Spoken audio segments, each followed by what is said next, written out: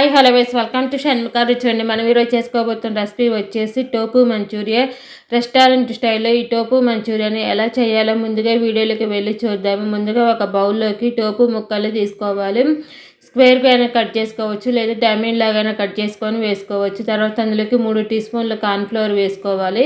Cornflour వేసుకున్న తర్వాత 2 tea స్పూన్ల మైదా వేసుకోవాలి. 2 టీ స్పూన్ల మైదా వేసుకున్న తర్వాత అందులోకి తగినంత ఉప్పు వేసుకోవాలి. తగినంత ఉప్పు వేసుకున్న తర్వాత చిన్న స్పూన్ తోటి 1.5 టీ స్పూన్ దాకా మిరియాల పొడి వేసుకోవాలి. ఘాటు గల్లా అప్పటికప్పుడు ఫ్రెష్గా దంచుకొని అయితే కొంచెం తగ్గించి వేసుకోండి. తర్వాత ఈ ముక్కలకి ఈ కార్న్ఫ్లోర్ వేసుకున్న మైదా అన్నీ పట్టేటట్టు బాగా కలుపుకొని తర్వాత తగినన్ని వాటర్ వేసుకొని ముక్కలకు పట్టేటట్టు బాగా కలుపుకోవాలి. ఈలోపు స్టవ్ ఆన్ చేసుకొని ఆయిల్ పోసుకొని ఆయిల్ హీట్ ఎక్కించుకోవాలి. ఈ తర్వాత ముక్కలకి ఇదంతా పట్టేటట్టు బాగా కలుపుకున్న తర్వాత ఇది పక్కకు పెట్టేసుకొని మరో బౌల్ తీసుకోవాలి. మరో బౌల్ తీసుకొని దాంట్లోకి 1 టీ స్పూన్ కార్న్ఫ్లోర్ వేసుకోవాలి. 1 టీ స్పూన్ కార్న్ఫ్లోర్ వేసాక తగినన్ని వాటర్ పోసుకొని కార్న్స్లరీ రెడీ చేసుకొని ఇది పక్కకు పెట్టేసుకోవాలి. ఇప్పుడు వేడెక్కిన ఆయిల్లో ఒక్కొక్కటిగా వేసుకుంటూ విడివిడిగా వేసుకుంటూ బాగా లైట్ గోల్డెన్ కలర్ వచ్చేంత వరకు వేయించుకోవాలి. ఇది వెడల్పాటి బాండి అయితే బాగుంటుంది, అందుకని ఇలా వెడల్పాటి బాండి పెట్టేసుకొని వేయించుకుంటే ఒకదానికొకటి అతుక్కోకుండా వస్తాయి. లోతు బాండి అనుకోండి 2 సార్లు 3 సార్లుగా వేసుకొని వేయించుకోండి.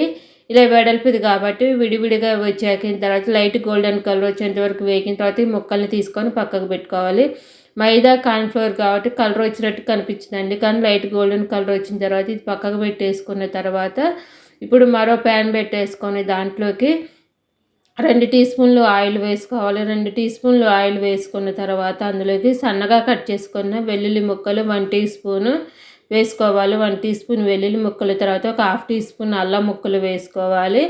వేసుకున్న తర్వాత అవి కొంచెం లైట్గా వేయించుకోవాలి. లైట్ వేగిన తర్వాత సన్నగా బారుగా కట్ చేసుకొని ఒక ఉల్లిపాయ వేసుకొని లైట్గా సాటే చేసుకున్న తర్వాత అందులోకి క్యాప్సికమ్ ముక్కలు కూడా వేసుకొని లైట్గా సాటే చేసుకోవాలి. సాటే చేసేసుకున్న తర్వాత అందులోకి 1 టీ స్పూను సోయా సాస్ వేసుకోవాలి. 1 టీ స్పూన్ సోయా సాస్ వేసుకున్న తర్వాత 2 టీ స్పూన్లు గ్రీన్ చిల్లీ సాసు, 2 స్పూన్లు రెడ్ చిల్లీ సాసు వేసుకోవాలి.